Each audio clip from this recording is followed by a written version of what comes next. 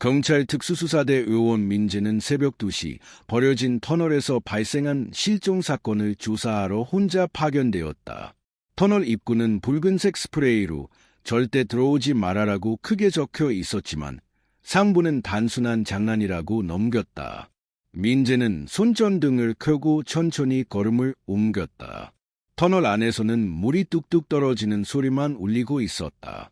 그런데 걸음을 옮길수록 이상한 냄새가 진동하기 시작했다. 마치 오래된 고기가 썩는 듯한 암모니아 냄새였다. 민재는 코를 막고 더 안쪽으로 들어갔다. 벽에는 사람 손바닥 자국처럼 보이는 핏자국이 반복적으로 찍혀 있었다. 그 자국들은 모두 터널 깊숙한 곳을 향해 이어지고 있었다. 이건 장난이 아닌데. 그때 무전기에서 갑자기 잡음이 터졌다. 들려? 민재는 기계가 고장난 줄 알고 무전기를 두드렸다. 하지만 잡음 사이에서 분명한 한마디가 들렸다. 뒤에 있어. 순간 민재는 반사적으로 뒤를 돌았다. 하지만 아무것도 없었다. 공기의 흐름만이 어둠 속에서 파도처럼 흔들리고 있었다. 민재는 심장 박동이 빨라지는 걸 느끼며 다시 앞으로 걸었다. 터널 중앙에 도착했을 때 바닥에 놓인 오래된 경찰 모자를 발견했다.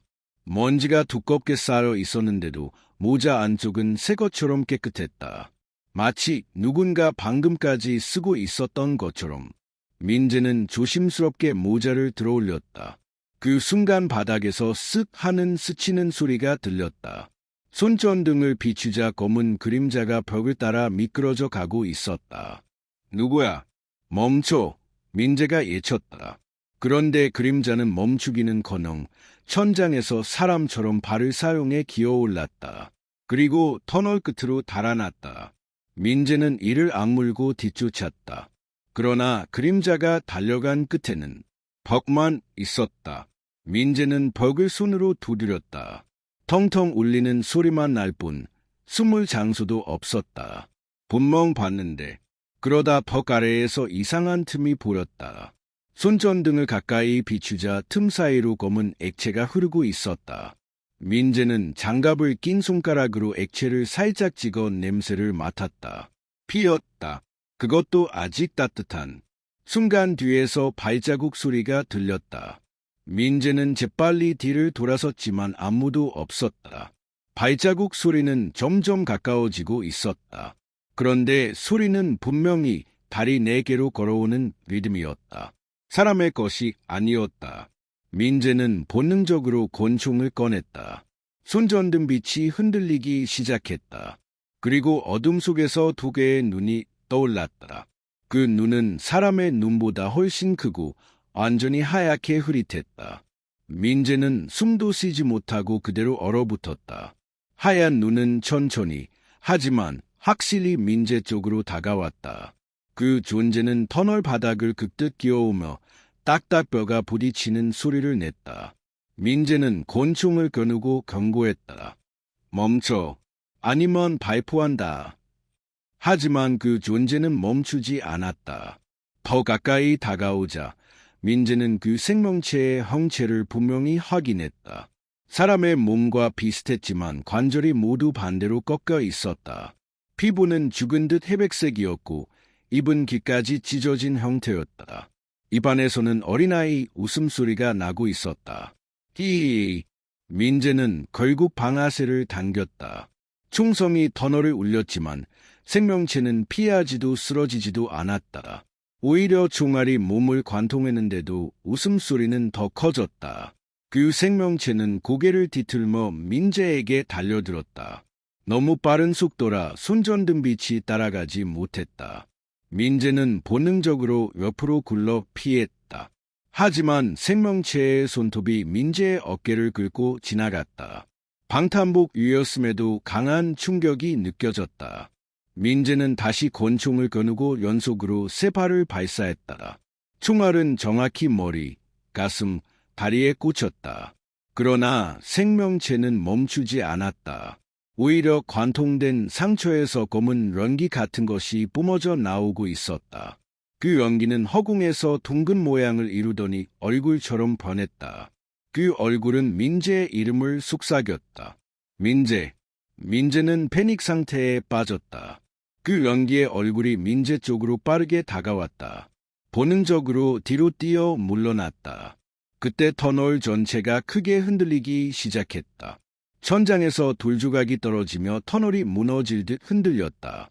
생명체도 균형을 잃고 뒤로 밀려났다. 민재는 그 틈을 놓치지 않고 도망쳤다. 뒤에서 들리는 발굽 같은 소리가 점점 가까워지고 있었다. 민재는 최대한 빨리 터널 출구를 향해 달렸다. 그러나 손전등 불빛이 갑자기 꺼졌다. 절대 꺼지면 안 되는 LED 전술 손전등이 순간적으로 정지한 것이다. 터널은 완전한 어둠 속에 잠겼다. 어둠 속에서 생명체의 목소리가 들렸다. 여기 있어. 민재는 숨을 죽이며 벽에 몸을 붙였다. 그러자 발굽 소리가 바로 옆까지 다가왔다. 그리고 민재의 목 옆에서 차가운 숨결이 느껴졌다. 찾았다. 그 목소리는 사람이 흉내내기 힘들 정도로 뒤틀려 있었다. 민재는 그대로 바닥을 굴러 그 존재로부터 멀어졌다. 그리고 눈을 질끈 감고 손전등 버튼을 연타했다. 갑자기 손전등이 다시 켜지며 강한 빛이 터널을 가르듯 퍼졌다. 빛이 생명체의 얼굴을 비추자 그것은 크게 비명을 질렀다. 끼이. 살갗이 녹아내리는 듯한 소리가 터졌다. 민재는 손전등을 무기로 사용하듯 생명체에게 빛을 계속 비췄다. 생명체는 고통스러워하며 뒤로 도망쳤다. 그리고 터널 깊숙한 곳의 벽 틈으로 사라졌다. 그 틈은 마치 생명체를 위해 열린 문처럼 벌어졌다. 그리고 생명체가 완전히 사라지자 틈은 쾅 소리를 내며 닫혔다. 민재는 바닥에 주저앉아 숨을 몰아쉬었다. 그러던 중 무전기에서 목소리가 다시 들렸다. 민재, 응답하라. 들리면 즉시 대답해. 이번엔 분명 동료 형사의 목소리였다. 민재는 떨리는 손으로 무전기를 들었다. 여기 터널 안에 이상한 게 있습니다. 지원 요청합니다. 그러나 무전기에서는 잠시 정적이 흐르더니 뜻밖의 말이 들렸다. 너 지금 어디에 있다고? 터널 7호선 내부입니다. 실종자 수색 중이었고, 그러나 상부는 믿을 수 없다는 듯 말했다. 그 터널은 년 전에 완전히 폐쇄됐다. 그리고 너의 팀은 오늘 그 터널에 아무도 보내지 않았다. 민재는 말문이 막혔다. 손전등을 비추자 아까 봤던 경찰 모자도 사라져 있었다. 그리고 바닥에 낡은 표지판이 떨어져 있었다. 그 표지판에는 이렇게 쓰여 있었다. 여기 들어오는 자, 돌아갈 수 없다. 민재는 다시 출구 쪽으로 걸었다. 하지만 걸을수록 터널의 구조가 조금씩 달라지고 있었다. 분명 일자로 뻗은 터널이었는데 갑자기 곡선으로 틀리기 시작한 것이다. 바닥 패턴도 달라지고 벽의 낙서도 아까와 전혀 다른 모양이었다. 마치 터널 자체가 살아서 변형되는 것 같았다. 민재는 마음속으로 되뇌었다. 꿈이다 제발 꿈이어라. 그러나 손전등 불빛 아래 바닥에 떨어진 자신의 어깨 패드 조각이 현실을 증명하고 있었다. 오른쪽 어깨는 아까 생명체에게 긁힌 흔적으로 피가 배어 나오고 있었다. 그때 멀리서 사람 그림자가 나타났다. 민재는 즉시 권총을 들었다. 그림자는 천천히 또렷하게 다가오고 있었다. 그리고 손을 흔들며 말했다. 민재 형사님, 저예요. 지원 나왔습니다. 민재는 잠시 안도했다. 그러나 금세 이상한 점을 느꼈다.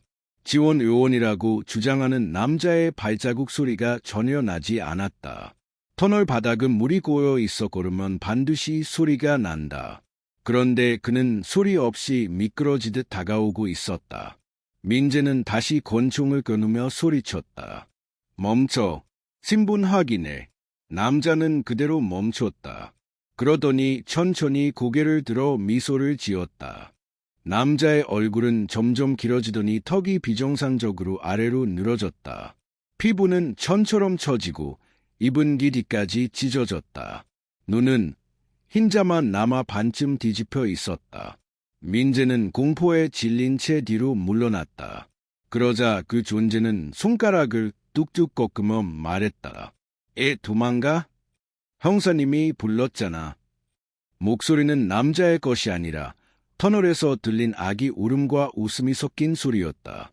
민재는 무전기를 잡고 다시 SOS를 외쳤다. 이상개체, 인간 아님, 즉시 지원. 그러나 무전기는 곧바로 끊겼다. 여긴 우리가 먼저 있었어. 그 존재는 바닥을 기어오며 천천히 다가왔다. 관절이 반대로 꺾인 손이 터널 바닥에서 끔찍한 마찰음을 냈다. 민재는 뛰기 시작했다. 하지만 발밑 무릉덩이에 존재의 얼굴이 비쳤다. 그 얼굴은 웃으며 민재에게 속삭였다.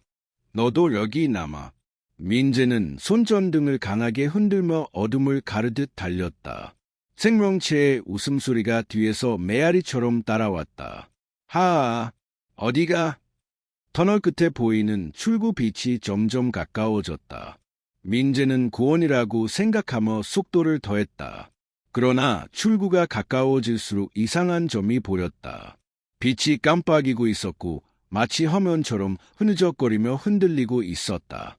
마치 진짜 출구가 아니라 누군가 만든 가짜 무대 조명처럼 보였다.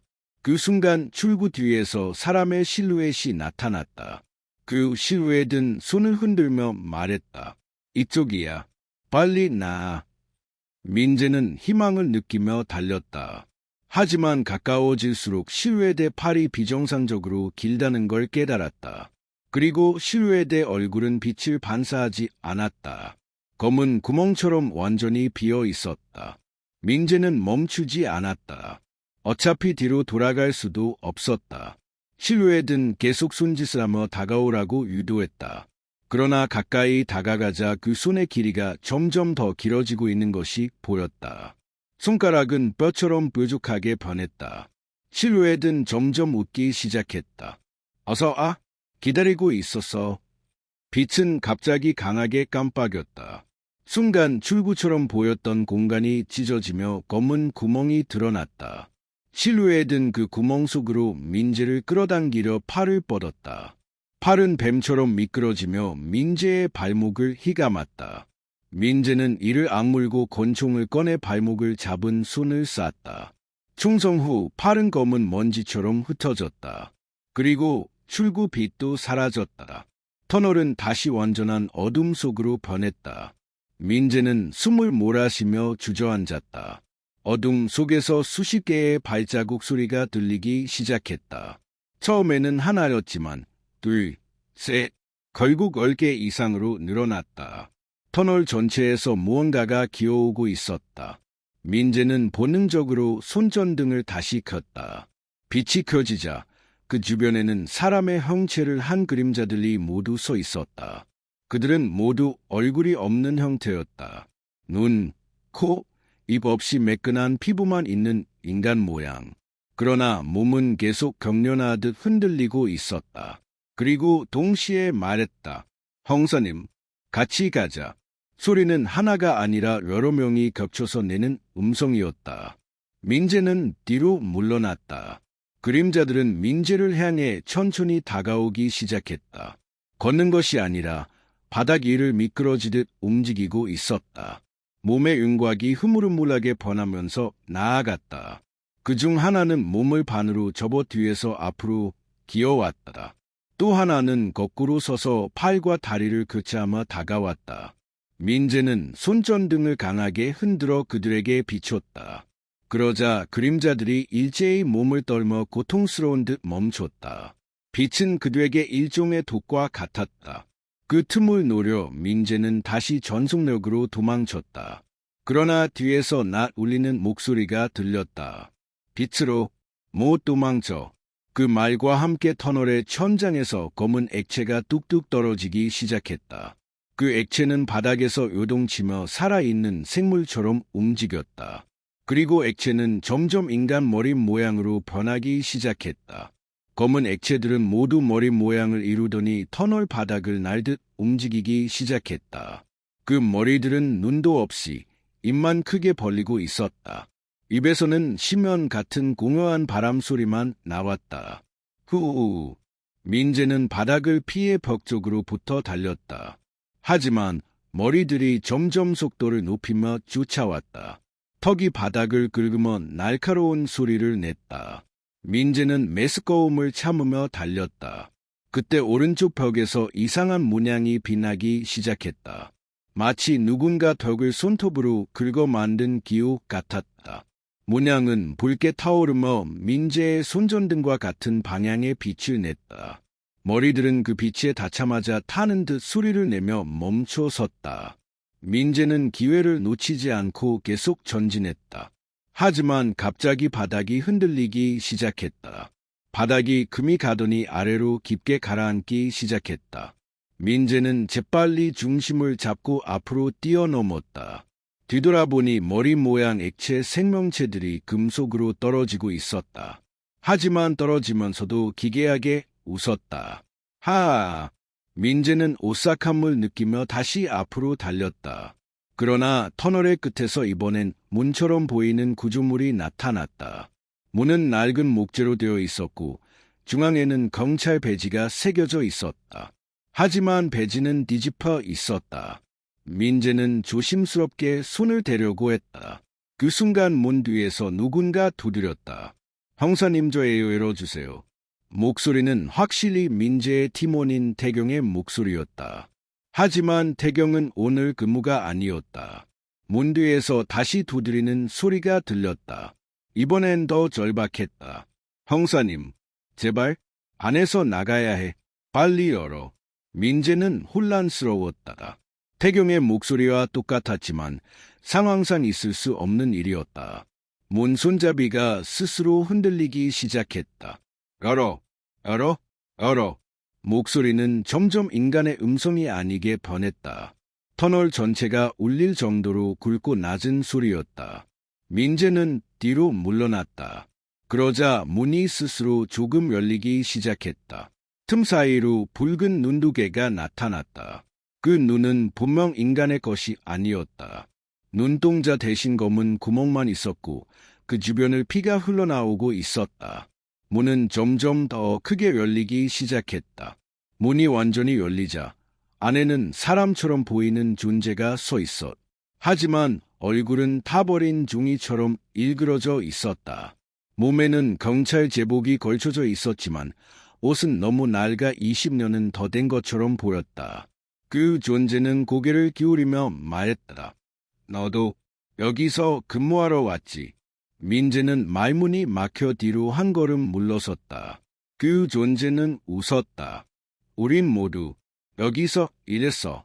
그리고 그 존재가 한 발 내딛는 순간 바닥에 피가 뚝 떨어졌다. 민재는 바닥을 보았다.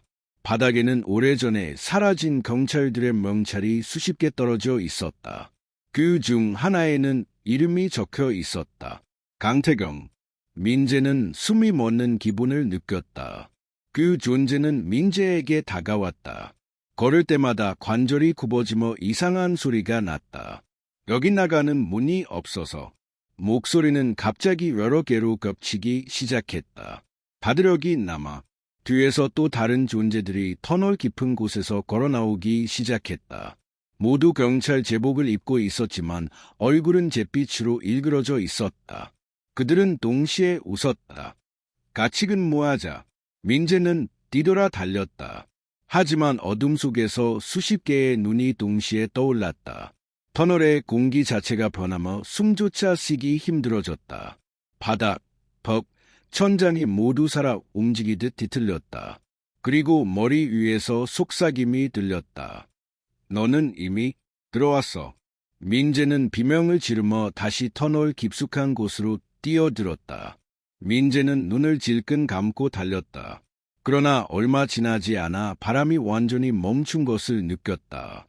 달리는 자신의 발소리조차 들리지 않았다. 그는 속도를 줄이며 주변을 살폈다. 터널이 갑자기 끝나고 넓은 공간이 펼쳐져 있었다. 그곳은 마치 오래된 감옥의 중앙홀 같았다. 천장은 보이지 않을 만큼 높고 사방에는 수많은 철문이 줄지어 있었다. 각 문에는 번호가 붉게 적혀 있었다. 404, 302, 117. 숫자들은 경찰들이 실종되던 날짜와 동일했다. 문마다 이상한 그림자들이 서서히 움직이고 있었다. 민재는 몸을 떨며 한 발짝 뒤로 물러났다. 그때 천장에서 무언가 떨어지는 소리가 들렸다. 또 새로운 사람이 왔네. 공기가 얼어붙었다. 민재는 본능적으로 뒤를 돌아봤다. 천장에 매달려 있던 존재 하나가 천천히 내려왔다. 거미처럼 네 발로 벽을 타고 내려오는 모습이었다. 그 존재는 경찰 모자를 쓰고 있었다.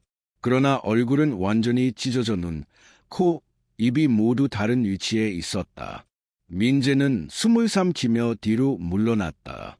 그 존재는 머리를 180도 돌려 민재를 바라보았다. 도망치고 싶지? 목소리는 가늘고 길게 늘어지는 소리였다. 민재는 권총을 겨누었지만 손이 떨렸다. 그러나 존재는 갑자기 웃더니 말했다. 총은 여기선 안 돼. 그 순간 권총이 스스로 누가 손에서 떨어졌다. 바닥에서 검은 액체가 솟구쳐 총을 집어삼켰다. 민재는 절망감을 느꼈다. 너는 선택해야 해. 존재가 한 손을 내밀었다. 존재는 손을 내밀며 말했다. 우리와 함께 있을지. 또 다른 손은 반대쪽 문을 가리켰다. 아니면 문을 열지. 민재는 혼란스러웠다. 문을 열면 뭐가 있는지 전혀 알 수 없었다. 그러나 함께한다는 선택은 죽음보다 끔찍해 보였다. 민재는 문 쪽으로 천천히 걸어갔다. 존재는 그를 막지 않았다. 대신 미소를 지으며 중얼거렸다. 널만 후회할 텐데. 민재는 손잡이를 잡았다. 문은 차갑고 축축했다. 문틈 사이에서 깊은 숨소리가 들렸다. 마치 거대한 짐승이 안에 있는 듯했다. 민재는 심호흡을 하고 문을 밀어 열었다. 문이 열리자 안은 완전한 암흑이었다. 그러나 곧 아주 희미한 붉은 빛이 켜졌다. 빛이 닫자 방 안에는 수십 장의 사진이 걸려 있는 것이 보였다. 사진 속에는 모두 경찰들이 찍혀 있었다. 그들 중 일부는 20년 전 실종된 인물들이었다. 사진 속 경찰들은 모두 같은 표정을 짓고 있었다. 입은 웃고 있지만 눈은 죽은 듯 생기가 없었다. 안쪽 벽에는 더 큰 사진 한 장이 붙어 있었다. 그 사진 속에는 민재 본인이 서 있었다. 오늘 아침 복장을 그대로 하고 있었다. 민재는 온몸이 얼어붙었다. 사진 아래에는 글씨가 있었다. 다음 순서.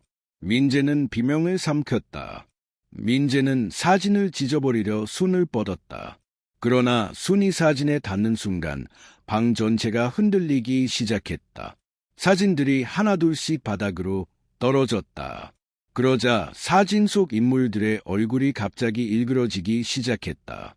입이 찢어지고 눈이 뒤집히고 혀가 비정상적으로 늘어났다. 그리고 사진에서 실제로 목소리가 흘러나왔다. 여기 들어오지 말았어라지. 사진 속 얼굴들이 움직이기 시작했다. 사진 안에서 손 같은 것이 나와 벽을 긁었다. 스크래치가 길을 찢는 소리를 냈다. 민재는 뒷걸음질 쳤다. 그러나 방의 문이 스스로 닫히며 잠겼다. 불빛이 깜빡이며 강해졌다. 그때 바닥에서 흐릿한 실루엣 하나가 올라오기 시작했다. 그 실루엣은 점점 사람 형태를 갖추고 있었다. 바닥에서 올라온 실루엣은 마치 연기와 그림자가 합쳐진 형태였다. 형체가 완전히 잡히자 얼굴이 나타났다. 그 얼굴은 민재와 똑같았다. 단지 눈은 붉었고 입은 귀까지 찢어져 있었다. 그 또 다른 민재는 고개를 갸웃하며 웃었다.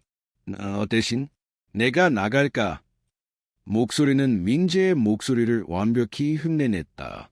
그러나 악의가 가득했다. 그 그림자 민재는 벽으로 다가가더니 실제 민재의 사진을 가리켰다. 여긴 자리 하나밖에 없어. 그는 검은 손톱을 드러내며 다가왔다. 민재는 뒷걸음질 쳤다. 그러나 방은 너무 좁았다.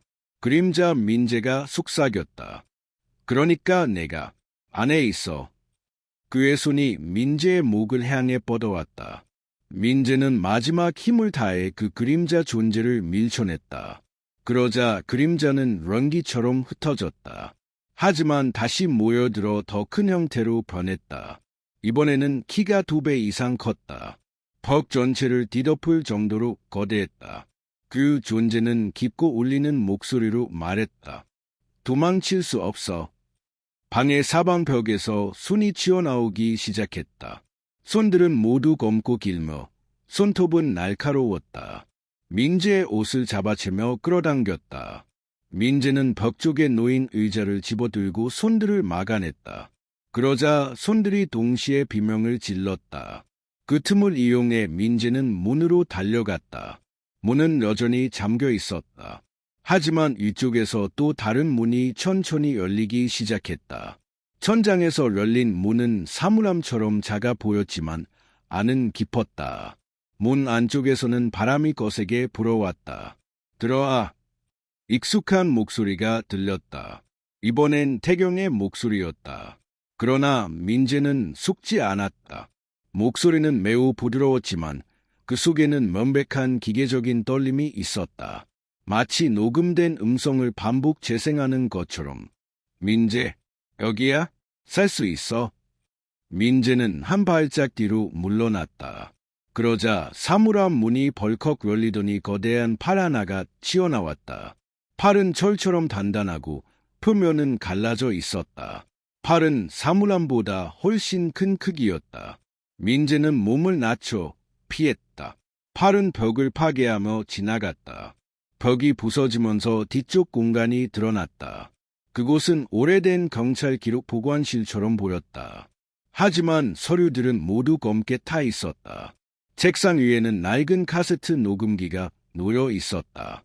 녹음기는 자동으로 재생되기 시작했다. 실종자 보고 기록 117번. 익숙한 목소리, 태경의 목소리가 흘러나왔다. 지원 요청을 받지 못했습니다. 터널 내부에서 이상 음성을 들었습니다. 민재는 집중했다.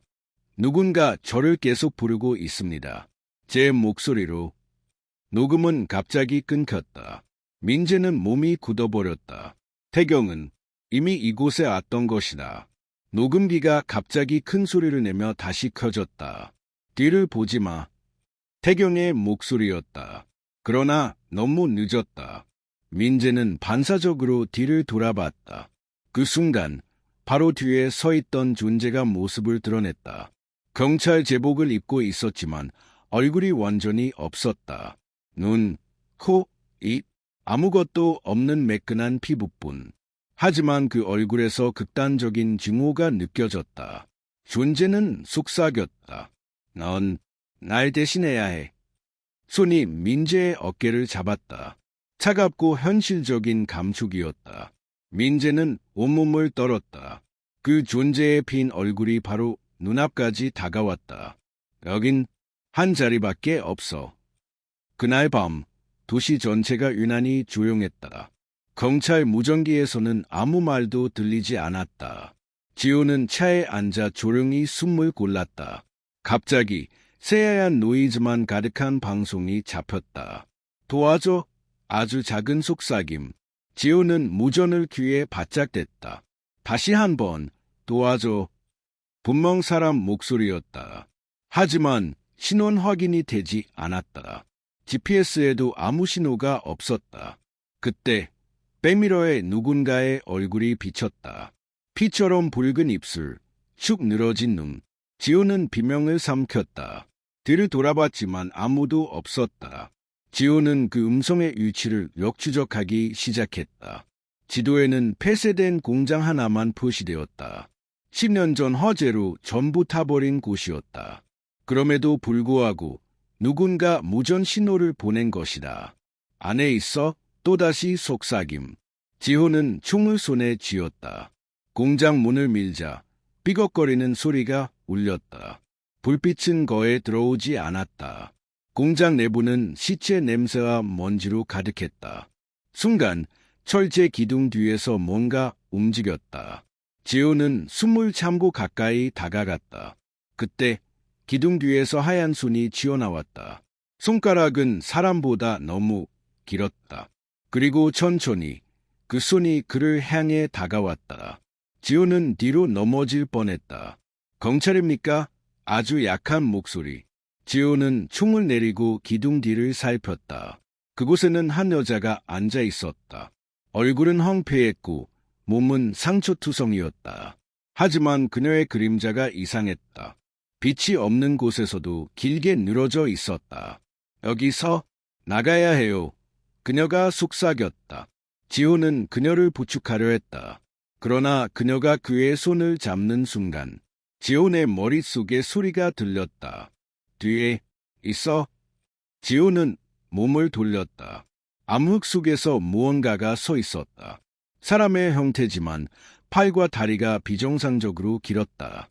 두 개의 눈은 구멍처럼 검었다. 그것은 움직이지 않고 지켜보기만 했다. 지호는 여자를 데리고 도망치기 시작했다. 공장 안은 미로처럼 복잡했다. 어둠 속에서 기계들이 삐걱거리며 흔들렸다. 그 존재는 소리 없이 뒤따라왔다. 발소리조차 없었다. 그런데도 점점 더 가까워지고 있었다. 지호는 숨이 턱 막혔다. 여자는 계속 말했다. 이건 사람이 아니에요. 그 말이 끝나기 무섭게 쇠파이프가 떨어지는 쾅 소리. 지호는 놀라 뒤돌았다. 그 존재가 기둥을 스치며 다가오고 있었다. 팔이 뱀처럼 길게 늘어났다. 그것은 천천히, 그러나 확실히 그들을 향해 다가왔다.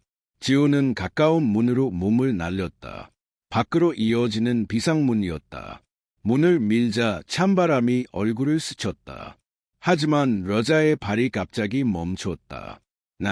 나갈 수 없어. 그녀가 속삭였다. 지호는 이해하지 못했다. 여자의 그림자가 문 앞에서 흔들렸다. 문 밖에서는 사라지고 문 안에서는 길어졌다. 마치 공장 자체가 그녀를 붙잡고 있는 듯했다. 여기 묶여 있어요. 떠날 수 없어요. 그 존재의 기괴한 손이 멀리서 보였다. 시간이 없었다. 지호는 여자를 끌어당겼다. 그러나 그녀의 몸이 바닥에 녹아붙은 듯 움직이지 않았다. 그녀는 절망적인 눈빛으로 말했다. 경찰관님, 먼저 가요. 지호는 잠시 망설였다. 그러나 뒤에서 들려오는 끔찍한 기계음이 그를 밀어냈다. 쭉. 무언가가 금속을 긁는 듯한 소리. 지호는 어쩔 수 없이 문을 나섰다. 차가운 밤 공기가 폐 속으로 들어왔다. 공장은 바람에 흔들리는 철골처럼 보였다. 지호는 바로 지원 요청을 했다. 그러나 무전기에서는 노이즈만 흘렀다.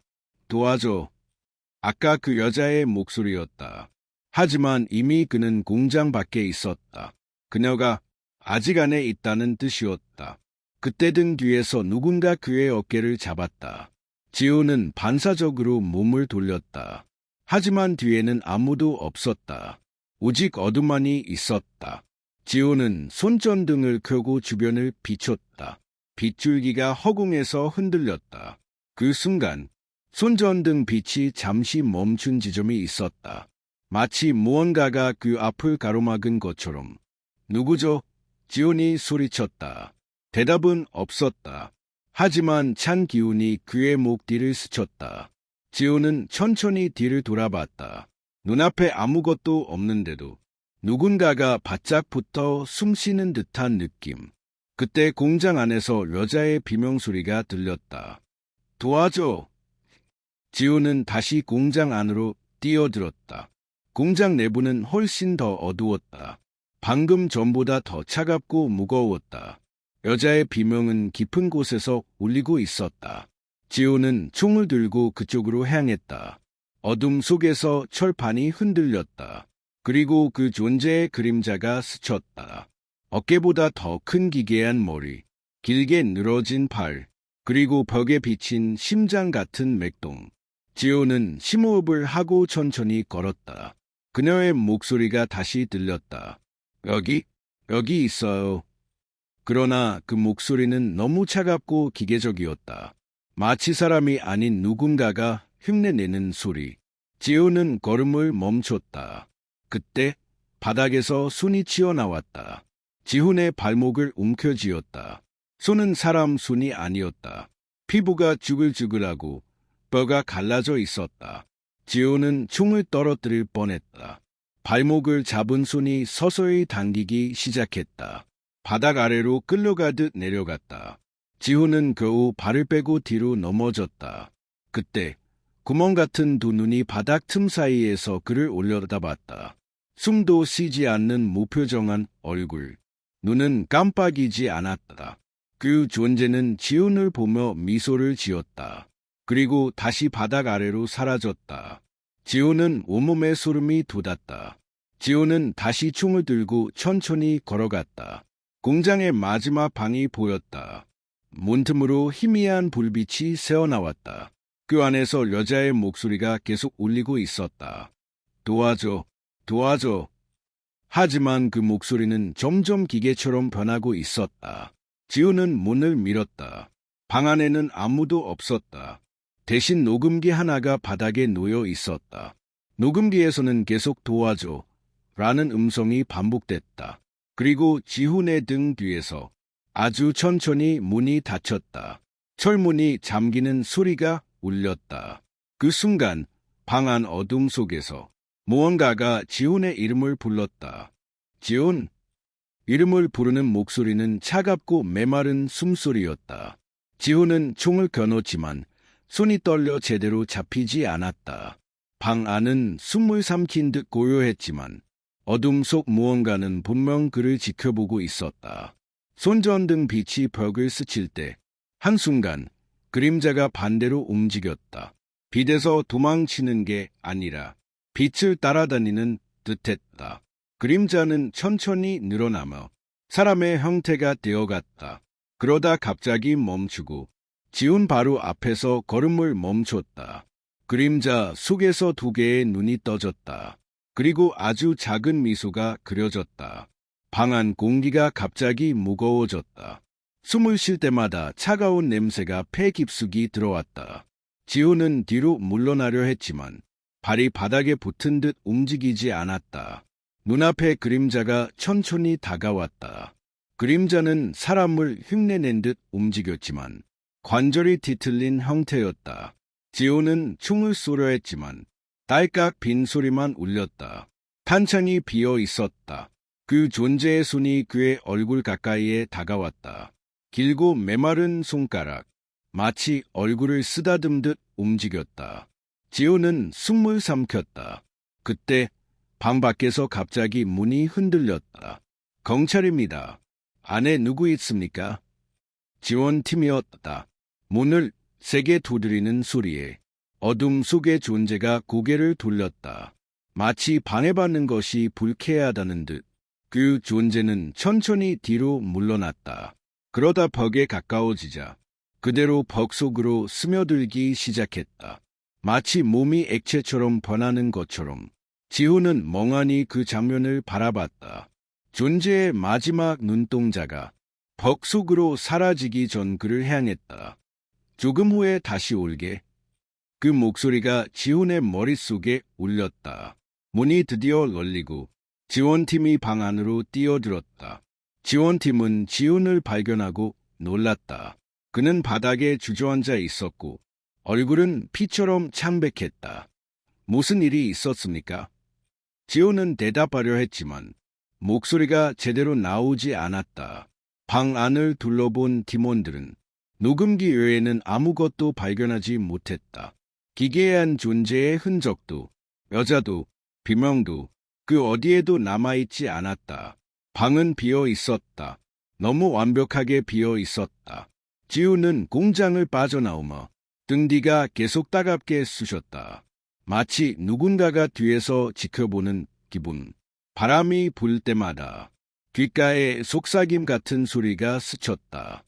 도와줘. 여자의 목소리였다. 하지만 분명 그녀는 방에 없었다. 더는 살아있다고 할 수도 없었다. 지훈은 차에 올라타며 자신이 들었던 모든 목소리가 여자의 것이 아니었을지도 모른다는 끔찍한 확신을 느꼈다. 그것은 그녀를 흉내낸 무언가였다. 며칠 후 공장은 완전히 폐쇄되었다. 사건 보고서는 허위 신고로 정리되었다. 지훈의 진술은 증거 부족으로 사실로 인정되지 않았다. 그는 계속해서 밤마다 악몽을 꾸었다. 벽 속에서 팔이 뻗어나오고 길고 비정상적인 그림자가 다가오고 쉴 새 없이 누군가가 속삭였다. 조금 후에 다시 올게. 지호는 점점 잠을 피하기 시작했다. 자고 싶지 않았기 때문이 아니라 깨어있는 동안에도 그 존재의 기척이 느껴졌기 때문이었다. 현실과 악몽이 구분되지 않았다. 그는 정신과 치료도 받았지만 의사들은 모두 스트레스 때문이라고만 했다. 하지만 지우는 알고 있었다.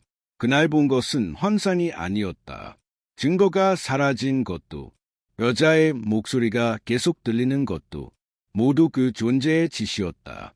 어떤 형태로든 그는 여전히 지훈을 따라오고 있었다. 밤마다 지훈은 벽을 바라봤다. 어둠 속에서 두 개의 눈이 떠지는 것 같았다. 그리고 희미한 미소. 그 웃음은 시간이 지날수록 더 뚜렷해졌다. 어느 비 오는 밤, 지훈은 집거실에서 잠들어 있었다. 천둥이 치고 번개가 번쩍일 때 창문 유리에 무언가가 스쳤다. 지훈은 눈을 떴다. 창문에는 길고 검은 손자국이 천천히 아래로 흘러내리고 있었다. 그것은 사람이 남길 수 없는 길이었다. 지훈은 숨을 삼켰다. 그때 창문 너머로 구멍 같은 두 눈이 그를 바라봤다. 한 번도 깜빡이지 않는 눈. 그리고 창문을 통해 들려온 속삭임. 다시 왔어. 창문이 천천히 열렸다. 잠겨 있었는데도 누군가 안에서 여는 것처럼 부드럽게 차가운 손이 틈 사이로 들어왔다. 지호는 몸을 뒤로 물렸지만 손은 그를 향해 곧게 뻗어왔다. 그 존재는 그림자 형태였다. 그러나 점점 윤곽이 선명해졌다. 사람처럼 보이지만 사람이 아니었다. 팔과 다리가 너무 길고 얼굴은 끝없이 늘어진 형태. 그 존재는 지훈의 얼굴 가까이에 다가왔다. 그리고 낮게 속삭였다. 이번엔 놓치지 않아. 다음 날 아침, 지훈의 집 문은 안에서 잠긴 채 열리지 않았다. 동료 경찰들이 문을 부수고 들어갔다.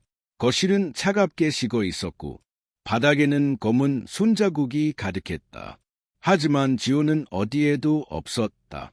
창문에도, 방에도, 옷장에도 사라진 흔적조차 없었다. 그저 벽 한쪽에 길게 늘어난 그림자 하나만 남아 있었다. 그 그림자는 사람 형태였지만 눈 부분이 이상하게 비어 있었다. 그리고 벽 가까이에서 희미한 목소리가 들리는 듯했다. 조금 후에 다시 올게.